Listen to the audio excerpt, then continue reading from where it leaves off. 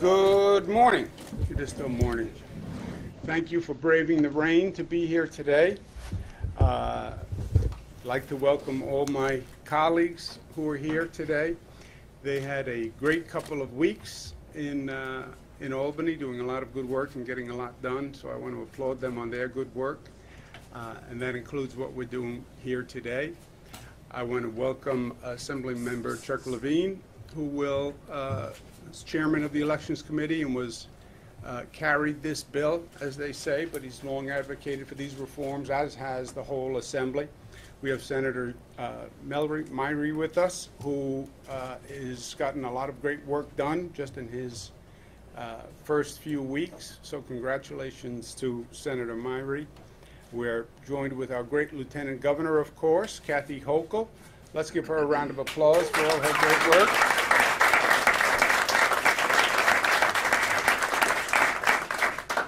We have a special guest and a special friend, a great New Yorker and a great activist who has worked very hard on this issue.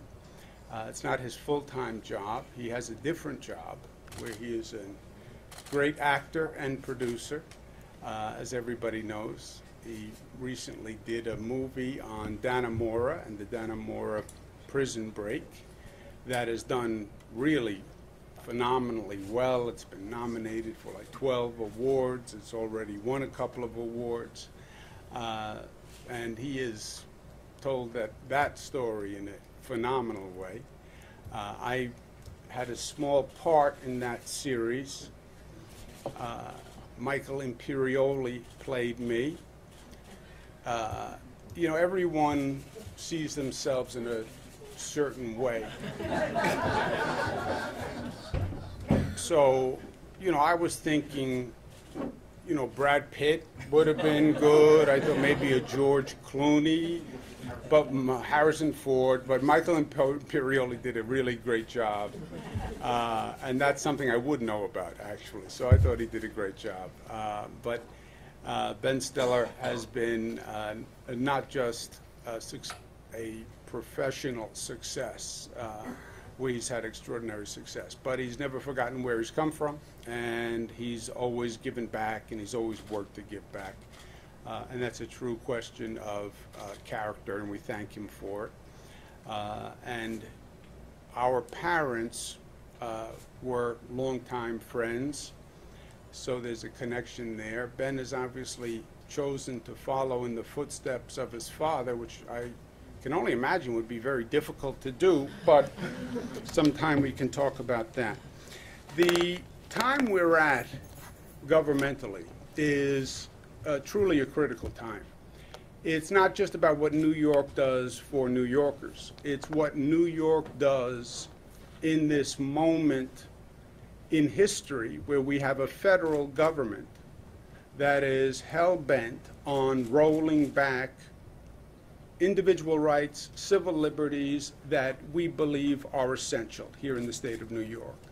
So we have a federal government going backwards, which is truly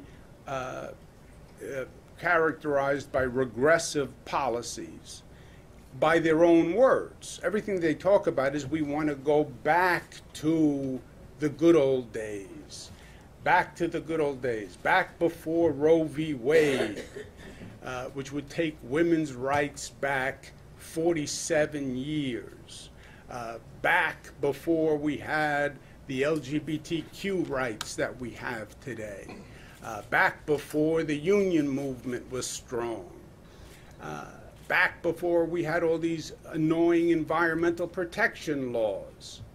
That's what they say, and that's what they're trying to do. New York, we're doing the exact opposite. They want to go backwards, we want to go forwards. They want to reduce our rights, we want to increase individual rights. And that's what you've seen this week. They're looking to roll back Roe v. Wade. We want to enshrine Roe v. Wade, both in the law and in the Constitution. They want to roll back environmental progress, and we want to introduce a Green New Deal because we understand that climate change is real and extreme weather is real, and the viability of the planet is on the table. That's what's really at issue. So you see them trying to take us backwards, and you see New York leading us forwards, which is what New York has always done historically. We have served a role where we don't just increase rights and values for the people of New York, but we've always set a standard for the nation as to what the progressive path forward is. And you can go back to women's suffrage, and you can go back to the women's rights movement, and you can go back to the environmental movement and the civil rights movement. It all started in New York. And then it resonated across the country. We've seen it in our own time when we passed marriage equality, first big state, and it changed the national dialogue on the issue. When we passed $15 minimum wage, changed the national discussion on the issue. When we passed free college tuition, changed the national dialogue. And when New York says it and New York does it, now we have something to point to. The issue that we're dealing with today, I think, goes to the essence of what so much of this is about. You have people who feel disenfranchised. You have people who feel alienated, that they are not part of the government, that they don't count. Big money is running the system. I believe the federal government has purposely disenfranchised voters. I think there's been an attempt in this country, all across this country, to make voting difficult for people. They don't want to vote because they don't want their vote to count. And you see it done in different ways, in laws that require onerous identification burdens, and they are trying to keep people from voting. We want to do the exact opposite.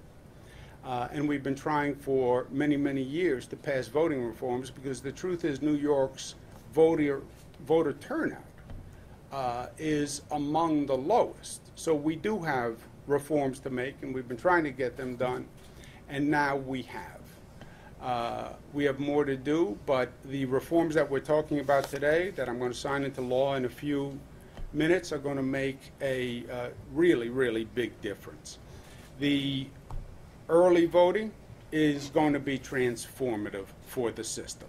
And one of the things that this legislation does is it brings early voting to New York, and I say amen to that.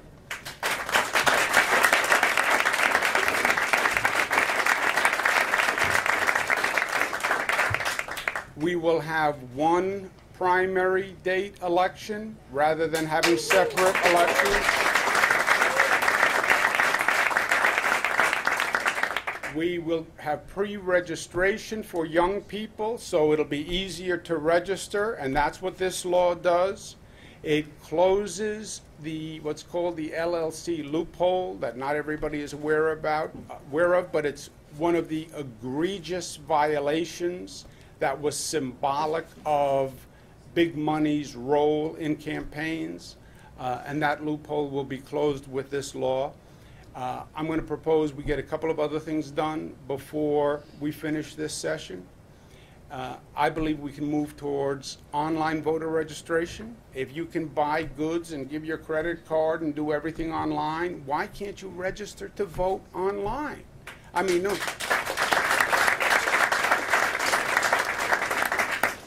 Upstate New York in a primary, the polls don't open until noon, but the polls open at 6 a.m.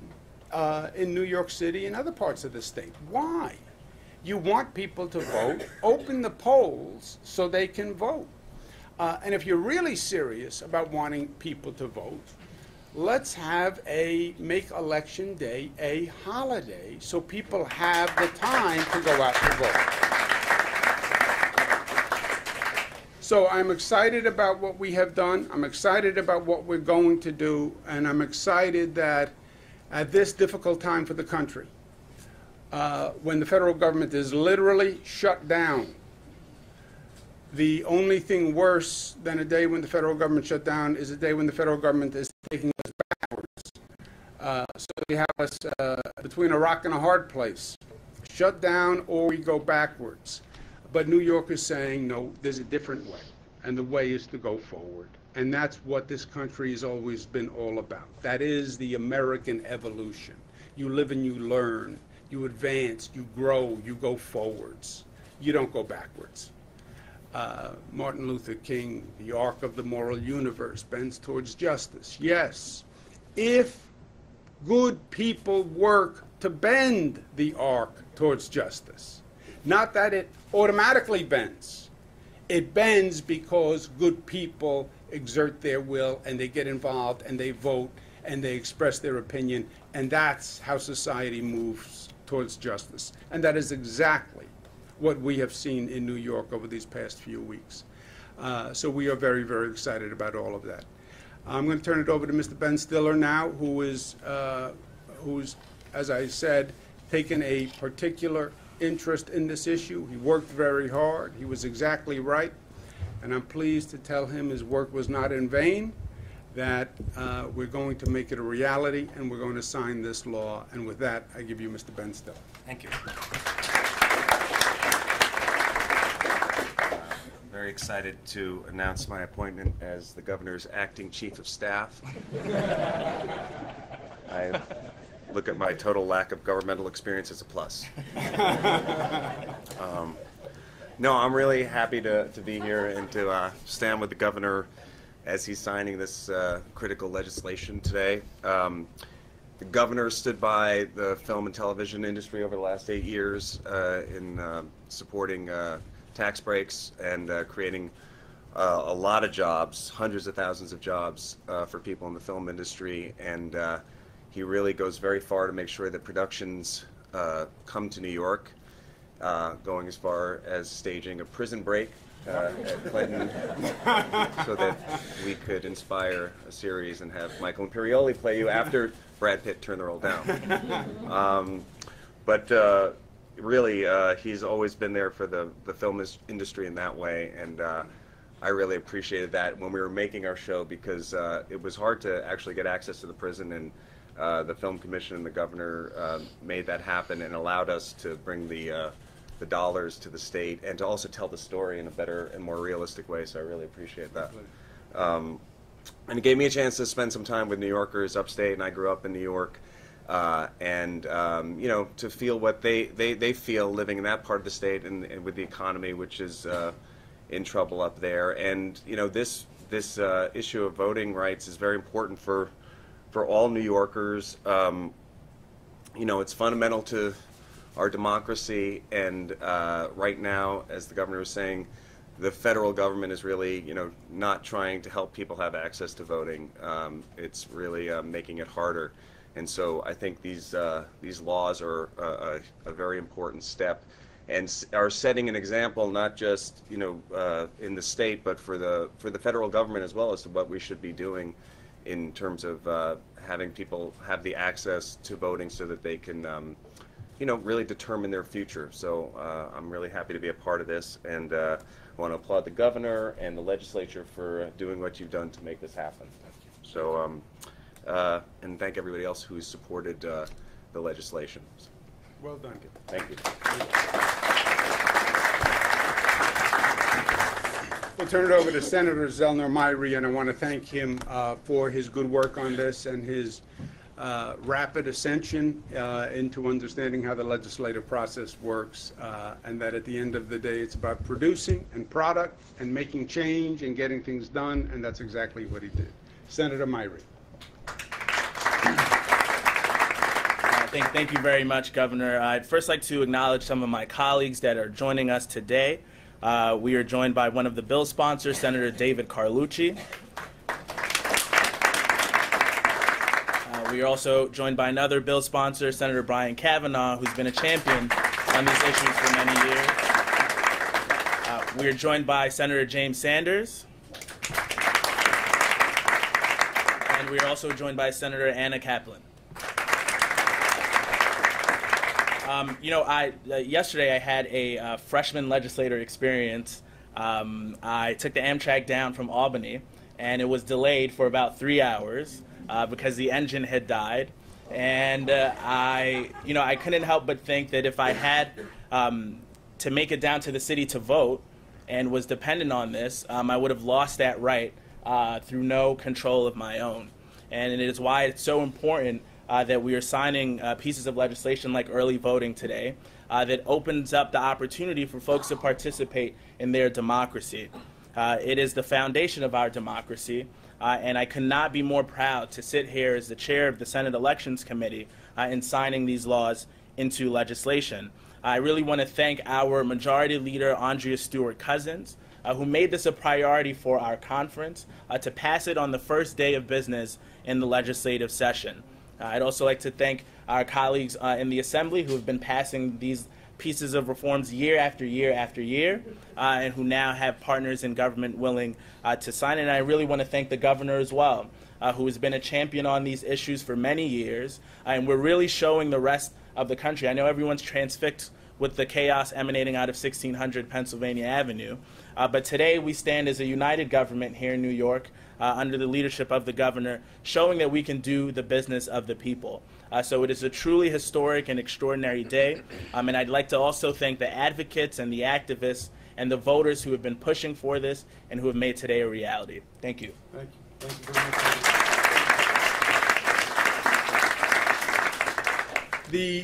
As the senator pointed out, the New York State Assembly passed many of these reform bills for many years.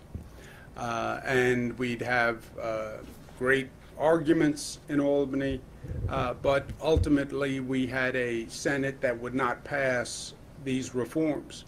So I was explaining to Ben before we came down, there's been an energy and an exuberance almost in Albany about now finally getting these measures to the floor, getting them voted on and getting them passed. But it's especially true in the Assembly, where many people, such as Assemblymember Chuck Levine and Brian Kavanaugh, and the Assembly members who are here, Joanne Simon and Dick Gottfried and Deborah Glick, worked on these issues for years and were frustrated year after year after year.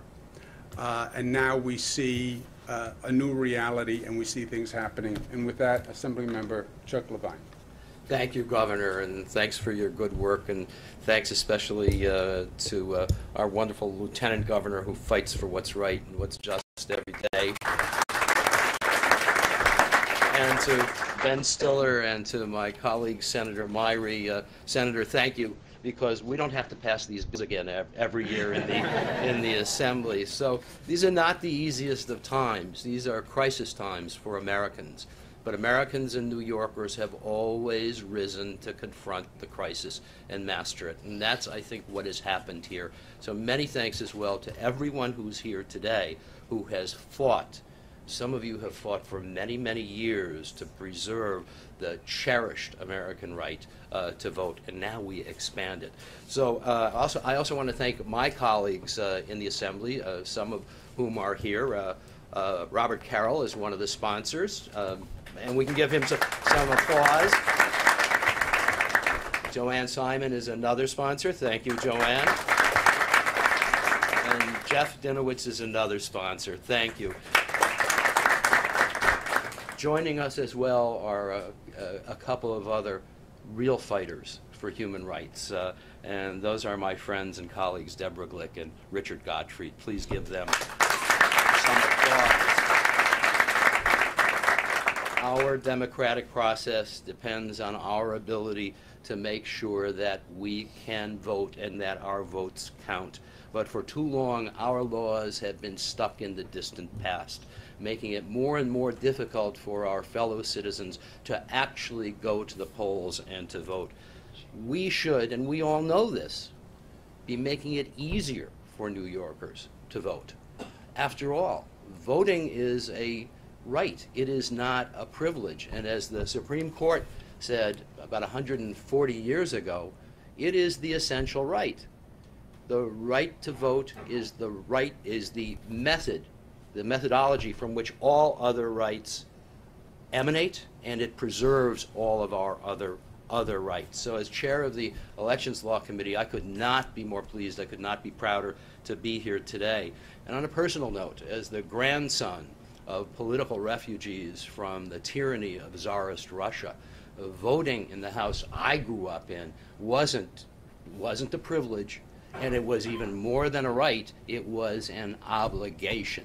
And our obligation today is to preserve that right for all New Yorkers. So these landmark laws that have now become the law will make things better for all New Yorkers and will help democracy tremendously. I want to thank the Assembly Speaker Carl Hastie and the Governor for their leadership throughout this entire process. Their support was not just instrumental, it was indispensable to fulfilling this dream. And I want to thank my colleagues in the Assembly and the Senate who have helped to make this day a reality and improved our democracy, not just for today and not just for tomorrow, but for generations to come. Thank you.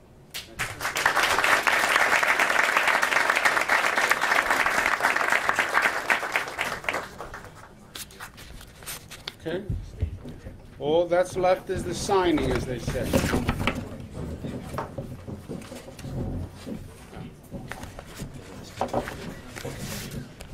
Take this quick now.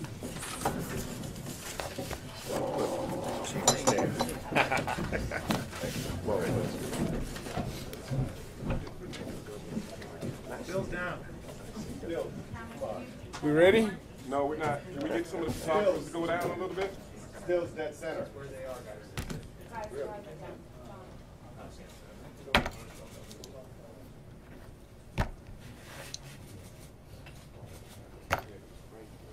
Even signing your name is hard when you're It's the bureaucracy. Congratulations, the bill is signed. That's why it's the signing time. Congratulations. Congratulations, guys.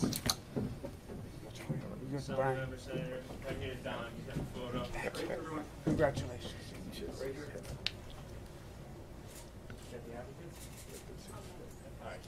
I have one eye on each camera. All right, thank you. That never works, though, Chuck. Governor, how are you, sir? Good to see you. Doing all right? Pleasure. All good. All good. Thank you. Yeah, congrats. Love seeing more. Oh, thanks, man. This signature is so much better.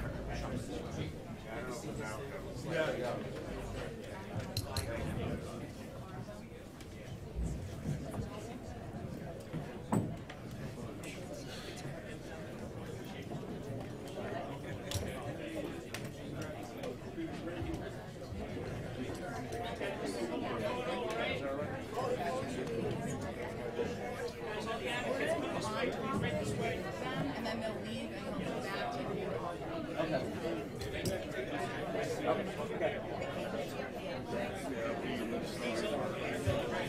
Yeah, they're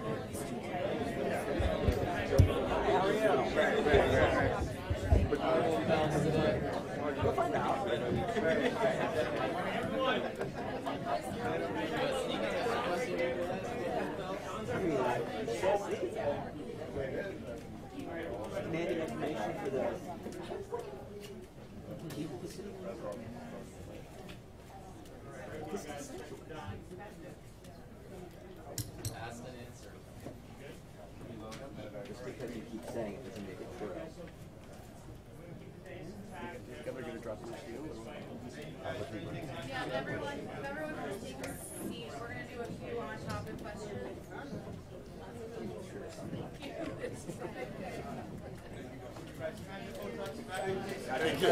Congratulations. Sorry. All right, thanks. Okay, we'll take any on-topic questions, and then my colleagues will leave, and I'll stay and I'll do off-topic. Any on-topic? Governor, given the pacing in Albany, and a lot of this legislation is passing sooner, not getting done in the budget, are there any particular items that you feel need to get done in the budget? In other words, that would be a better forum to get it done rather than it passing in the next few weeks? No, Zach, for us it actually works the other way. The budget is basically a point to conclude items which you have not been able to conclude. So if you can reach agreement earlier, that's fine. And the budget process winds up being essentially a backstop for those items that you haven't focused on or you haven't reached consensus. and the budget becomes a backstop for those. But if you can get them done sooner, great.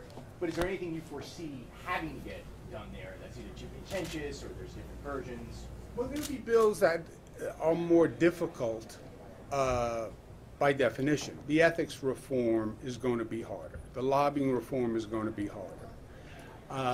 The budget itself is a more difficult process because that's now finances, and we see revenue slowing down, and we have to make the numbers fit, and it's math. So that becomes a more difficult process because everybody wants to fund everything, as do I, but then you have the fiscal reality of the situation, especially in this economy. So that will be, by definition, it's a more difficult process. Anything else on topic, guys? Before he goes, can we just get a shot of the signed legislation? Ask and you shall receive. Your photographer, you gotta. Don, you have to keep it lower. And did you ask the governor to drop blue steel? That's not it. I'm surprised Brad Pitt said no. Did you try George Clooney? How did you arrive at Michael Imperioli? I'd say he's a great actor, and I think in terms of like embodying, he's a unique guy, and it was a role I hadn't seen him play before. Be careful. I know, no, but I feel like actually I'm always interested in casting actors. Sometimes when you see them do something they haven't done before, and I thought he did a great job. And how did you feel about his portrayal? I thought he was great. Yeah, I thought he was great. My daughter said he played a better me than I do, so whatever that means. He was great. Thank you. All right, thanks. Great. Thank you. That was so much fun. We can move up, right? Yep. All right, cool. I mean, maybe you are. That's good. Okay. Anyone have any off topic? So I think the MTA, OTA, you address that, and also this notion that a management change report is supposed to come out by the MTA? Yeah, what I understand, and you may know better than I, because I was on my way down, but the MTA had a meeting that the appointees from both myself and the mayor moved to postpone the vote on the issue so they could discuss a fair raise and management reforms, which I think makes sense. If you want to go to the people and say they need to pay more money, what they're going to say, and I'm a lifelong New Yorker, born and bred, they're going to say, well, what have you done to make the system work better? And have you found deficiencies, and have you cut waste before you ask me to put my hand in my pocket? And I think it's responsible to do both. We need a fair increase. And by the way, I believe the MTA needs additional revenues. I also believe they need to do management reforms. And if you don't do both, then you accomplish nothing. Money alone does not solve a problem. Management reforms alone won't solve a problem. You need both. But if you don't have both, you're not going to improve the situation. The CBC says one of the big reasons the MTA is in the budget hole it's in is because of the contracts you negotiated with the TWU back in 2014. Do you regret those contracts?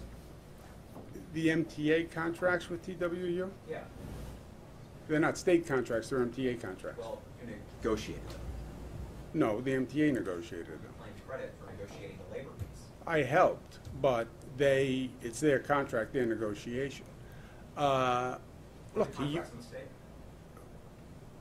well, to say the cost of labor is a major factor, yes. Cost of labor is a major factor in every agency's management. MTA's budget is largely labor.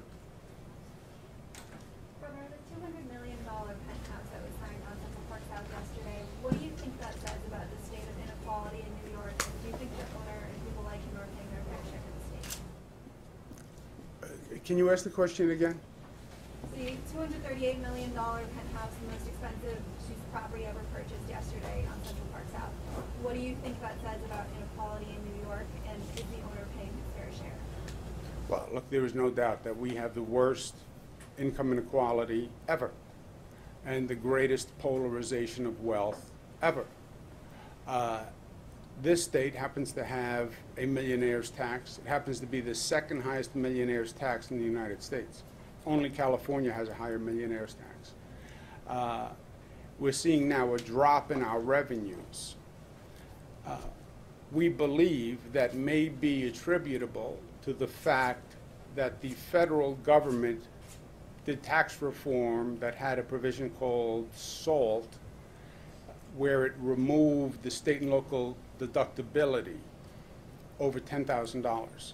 So the other states, if you're a person of wealth, it becomes much more expensive to stay in this state. And we think they may be, that vision may be having people and wealth move from New York. So we have the second highest millionaire's tax. We do have the worst income inequality, but we need to resolve it in a way that doesn't actually hurt the state economically, especially given the SALT provision from the federal government. Anything else, guys? Can I just ask about LaGuardia Airport? Some of the residents nearby are saying their homes are getting damaged from the project. They categorize it as a complete nightmare that's never ending. What would you say in response to them? Well, it's not, I'm sure it is nightmarish having construction going on near your home. It brings equipment, it brings people, the construction makes noise. We've done everything we can to work with the local community to help make the construction period of time as convenient as it can be. But by the nature of what you're doing, yes, there are going to be trucks coming into the community, there's going to be noise. That's an unavoidable consequence of construction. The alternative would be build nothing, right? We go through this on every construction project. We built a new bridge to replace the old Tappan Zee. It was the same thing. Senator Carlucci is here, he can tell you that the local community has to endure a period of construction. When you say they say that it's gone on forever, that just factually is not a case. This is a very accelerated construction period. They're working very hard, but they're working very fast also. So this is not going to be a 10-year project, right? But will there be several years of inconvenience for the community? Yes. Are we doing everything we can to alleviate it? Yes. Will there still be trucks and some intrusion? Yes.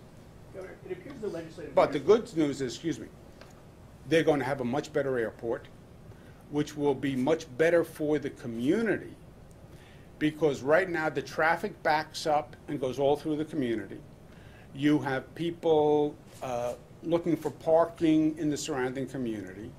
You have people arranging rides in the surrounding community.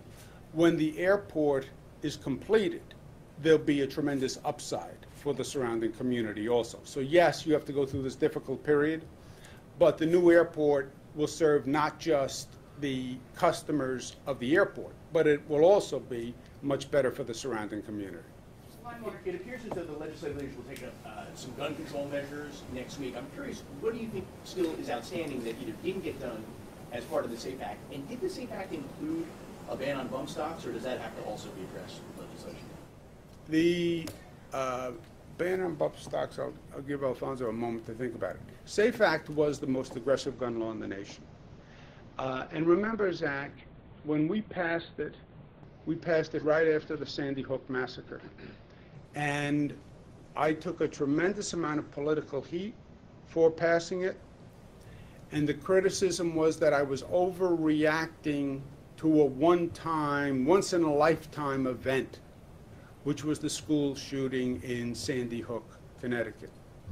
And that I was passing a law because this was a knee-jerk overreaction. And I said, no, there is an increasing pattern of violence and gun violence in this nation. And it's not just Sandy Hook. Since we passed the SAFE Act, history has proven us right.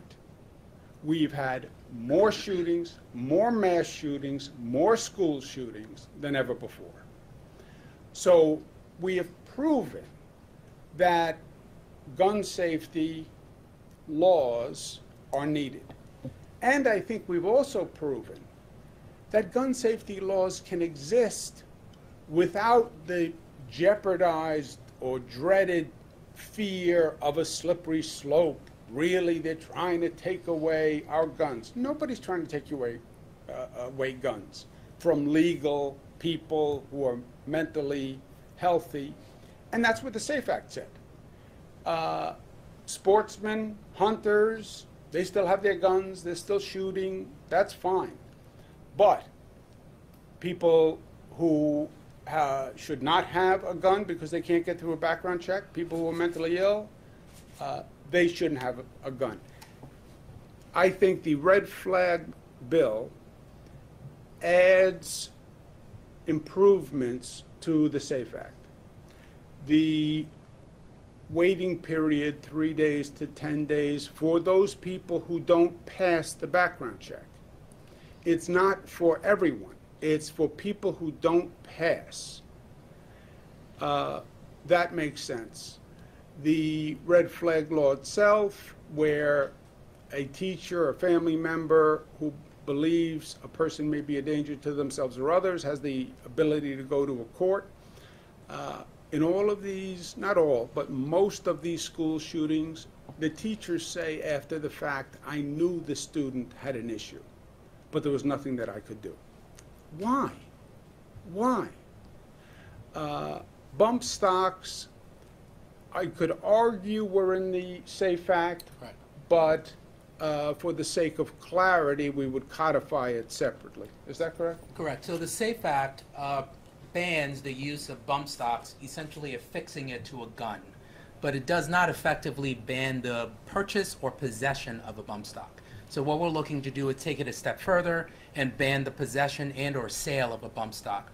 Under current law, is prohibited from affixing it to a weapon. Thank you, guys. There's copies of a service mitigation plan that we've gotten a hold of that show that effectively crosstown service would be suspended under this new modified plan for the Lower East Side for however long the project is supposed to last for, and we don't have a time frame for that yet.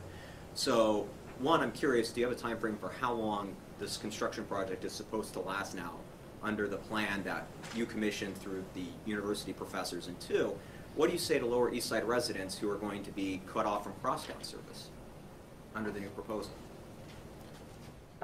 By definition, under the new proposal, the L train does not stop operating, right? First and Third Avenue stations with the exit only. Yeah, but, and your question is what? The question is, to Lower East Side residents who thought they'd still have L train service, but effectively won on weekends for 2 years, maybe less, maybe more, what do you say to them? They weren't going to have any service for 15 months, right? That was the plan. No service for 15 months. The new plan says service for 15 months with one tunnel during nighttime hours and one tunnel during weekend hours. But the train runs 24/7. That eliminates 99% of the problem. So all the alternatives are not now necessary because you're not stopping the L train. That's the dramatic difference here. So it's night and day.